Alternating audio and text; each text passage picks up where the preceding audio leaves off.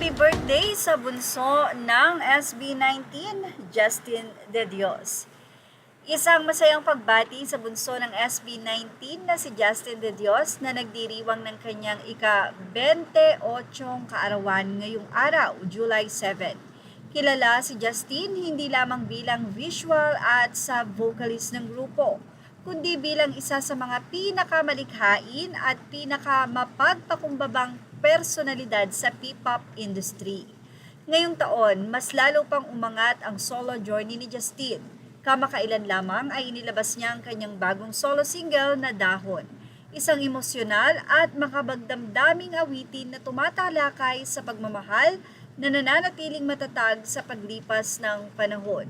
Sinundan nito ang kanyang mga naunang solo releases na Surreal at Kaibigan na lalong nagpatunay sa kanyang husay bilang singer, artist at storyteller.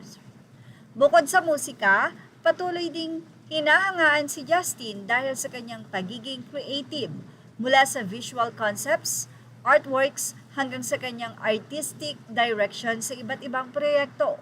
Kitang-kita ang kanyang dedikasyon sa bawat detalye. Isa siya sa mga artistang patuloy na nagbibigay inspirasyon sa maraming kabataan na ipakita ang kanilang talento at pagiging totoo sa kanilang sarili. Samantala, bumuhos naman ang pagbati mula sa 18 at iba't ibang brand at personalidad sa social media upang ipagdiwang ang espesyal na kaarawan ni Justin.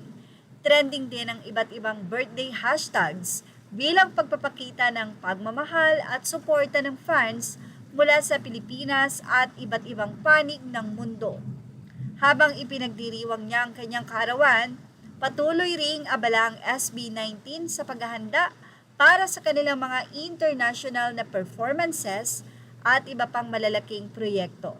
Habang si Justin ay patuloy na pinapalawak ang kanyang solo career, kasabay ng kanyang mga gawain bilang miyembro ng world-class P-pop group. Mula sa buong 18 at sa lahat ng sumusuporta sa SB19, isang maligayang kaarawan kay Justin De Dios, naway patuloy kang pagpalain ng mabuting kalusugan, inspirasyon at marami pang tagumpay sa iyong karera. Happy birthday, Justin! At yan ang ating Showbiz Snap update. Images are all credit to the rightful owners. Please like, share, and subscribe. Thank you for watching.